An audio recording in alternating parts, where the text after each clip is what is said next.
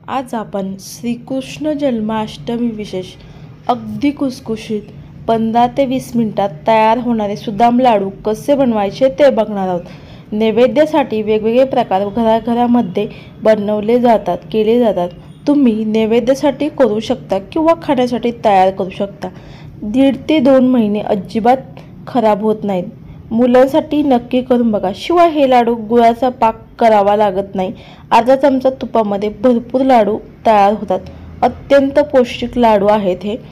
अशा छान छान रेसिपीसाठी वैष्णव रेसिपी चॅनलला प्लीज लाईक करा, शेअर करा, सबस्क्राईब करा। चला तर मग वेळ न घालवता पटकन रेसिपीला सुरुवात करूयात। त्यासाठी इथे मी 1 कप एवढे दररोज कांदे पोहेसाठी आपण कांदे पोहे वापरतो ना, तेच मी इथे पोहे घेतलेले आहेत। तुमच्याकडे जर पातळ पोहे असतील ना, ते सुद्धा तुम्ही वापरले तरी सुद्धा चालू शकेल। आता पोहे आपल्याला 2 ते 2.5 मिनिट अगदी तळापासून ढवळत छान भाजून घ्यायचं आहे। आता पोहे भाजता छान आकसले जातात। मोठ्या आचेवर साधारण 2 ते 2.5 मिनिट भाजून घ्यायचे आहेत। म्हणजे याच्यातलं ओलावा मॉइश्चर असतं ना, ते काढून टाकायचं। असं केलं की मिक्सरला याची छान पावडर होते आणि लाडू टिकायला मदत होते आणि चवीला छान लागतात। 2 ते 2.5 मिनिट हाताने चोरून बघितले तर अगदी कुरकुरीत आवाज येत असेल, बघू शकता तुम्ही। इथे आपले पोहे देखील छान भाजून झालेले आहेत। आता ही पोहे आपल्याला भाजून घेतलेले कढईमधले एका ताटामध्ये काढून घ्यायचे आहेत। मी या ताटामध्ये काढून घेत आहे, थंड करण्यासाठी बाजूला ठेवणार आहे फॅन खाली। पुन्हा त्याच कढईमध्ये इथे मी अर्धा कप कच्चे शेंगदाणे घेतलेले आहेत। जर तुम्हाला कच्चे शेंगदाण्याऐवजी तर तुम्हाला ॲसिडिटी होत असेल शेंगदाण्यामुळे तुम्हाला चलत नसेल तर याच्याऐवजी तुम्ही सुकामेवा देखील घेऊ शकता किंवा तुम्ही बदाम अर्धी वाटी घेतले देखील चालू शकेल। आपल्याला 2 मिनिटं हे शेंगदाणे भाजून घ्यायचे टरफल निघेपर्यंत। छान काळ्या रंगावरचे शेंगदाणे भाजून झालेले आहेत। आता हे आपल्याला काढून घ्यायचे आहेत। इथे मी पाव कप इतकं सुकं खोबरं घेतलेलं आहे। आता हे सुकं खोबरं आपल्याला भाजून घ्यायचं आहे। त्याच कढईमध्ये इथे मी घेतलेलं आहे 1 चमचा पांढरे तेल आणि 1 चमचा खसखस घेतलेली आहे। आता हे आपल्याला साधारण मध्यम आचेवरती मिनिटभर आपल्याला सोनेरी रंगावरती हे तिन्ही जिन्नस भाजून घ्यायचे आहेत। गॅस मोठा ठेवायचा नाही आहे, पटकन रंग बदलतो खोबऱ्याचा देखील, त्यामुळे लाडू आपले कडवट लागू शकतात। सोनेरी रंगावरती तिन्ही जिन्नस छान मस्त असे आपल्याला 1 ते 2 मिनिट छान भाजून घ्यायचे आहेत। गॅस आता आपल्याला बघू शकता तुम्ही भाजून देखील झाले, तर गॅस बंद करायचा आहे। आता इथे तिन्ही जिन्नस मी फॅन खाली पूर्णपणे म्हणजे थंड करून घेतलेले आहेत। आता सुरुवातीला आपल्याला टाकायचं आहे या मिक्सरच्या भांड्यामध्ये, छोटं घेतलेलं आहे, तुम्ही या ठिकाणी मोठं देखील घेऊ शकता। आपण जे कुरकुरीत जे पोहे भाजून घेतले होते ना, ते घालायचे आणि तेल खसखस आणि खोबरं जे आपण एकत्र भाजून घेतलं होतं ना, ते घालायचे आणि शेंगदाणे आपण शेवटी घालणार आहोत। नंतरून हे बारीक वाटून घेतल्यानंतर आता आपल्याला हे काढून घ्यायचं आहे एका छोट्या भांड्यामध्ये। आता या मिक्सरच्या भांड्यामध्ये इथे मी काढून घेतलेलं आहे। आता याला बारीक असं वाटण करून घ्यायचं आहे। आता बंद चालू करून मी याला छान मिक्सरच्या भांड्यामध्ये बंद चालू करून छान फिरवून देखील घेतलेलं आहे मिक्सरच्या भांड्यामध्ये, बघू शकता। या पद्धतीने आपल्याला बारीक करून घ्यायचं आहे, जास्त मोठं वगैरे ठेवायचं नाही आहे। या पद्धतीने छान वाटून देखील घेतलेलं आहे, बघू शकता तुम्ही। आता या मोठ्या ताटामध्ये काढून घ्यायचं आहे। अशाच पद्धतीने आपण आता शेंगदाणे जे भाजून घेतले होते ना, ते आता आपल्याला या छोट्या मिक्सरच्या भांड्यामध्ये काढून घ्यायचं आहेत। आता ह्या काढून घेतले ना छोट्या मिक्सरच्या भांड्यामध्ये मिक्सरचं झाकण लावायचं आणि ह्याला सुरुवातीला बारीक असं वाटून घ्यायचं या पद्धतीने, बघू शकताय। कारण गूळ आणि शेंगदाणे टाकले ना आपण तर नीट जास्त व्यवस्थित असे वाटत नाहीत, त्याच्याकरता नंतर गूळ टाकायचा।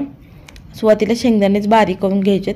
आता इथे मिक्सरच्या भांड्यामध्ये 1-2 मिनिट मी याला छान फिरवून देखील घेतलेलं आहे, बघू शकता या पद्धतीने। आता हे शेंगदाण्याचं स्वतःचं तेल सुटतं, खोबऱ्यात देखील सुटतं, म्हणून गूळ घातलेलं ओलावा देतो।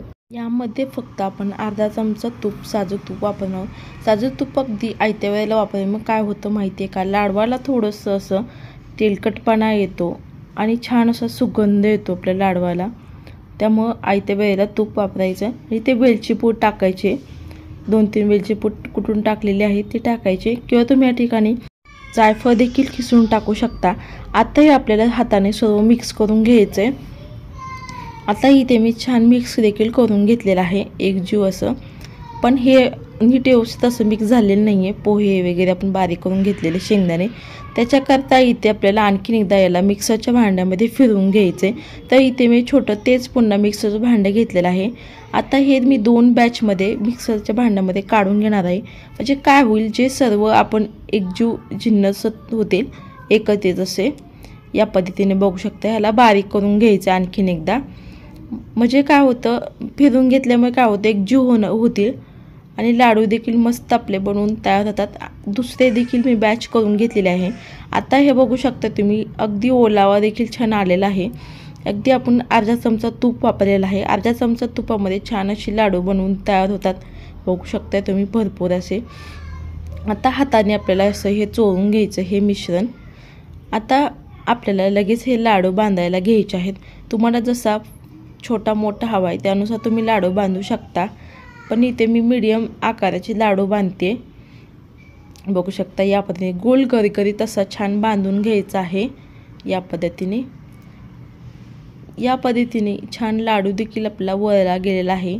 आणि हे लाडू खायला तर म्हणाल तर इतके मस्त असे टेस्टी लागतात ना, खूप भारी लागतात। आता इथे मी छान असे ॲट्रॅक्टिव्ह करण्यासाठी, छान असे आपले दिसण्यासाठी लाडू इथे मी घेतलेले आहे खसखस। एक खसखस लावल्यामुळे काय होतं, छान असे आपले विकतचे लाडू दिसतात ना, अगदी तसे मस्त दिसतात हे लाडू, बघू शकता। या पद्धतीने आपल्याला खसखस लावून घ्यायची आहे, किंवा तुम्ही या ठिकाणी डेसिकेटेड कोकोनट देखील लावू शकता। या पद्धतीने बघू शकता तुम्ही मस्त आपले। आणि तुम्ही या ठिकाणी भोपळ्याच्या ज्या बिया असतात ना त्यासुद्धा लावू शकता, त्यांनीसुद्धा खूप छान दिसतात लाडू। या पद्धतीने आपले लाडू देखील बनवून तयार झालेले आहे, बघू शकता तुम्ही, मस्त दिसतात लाडू। आता तुम्हाला दुसरा देखील लाडू बांधून दाखवते, या पद्धतीने बघू शकताय।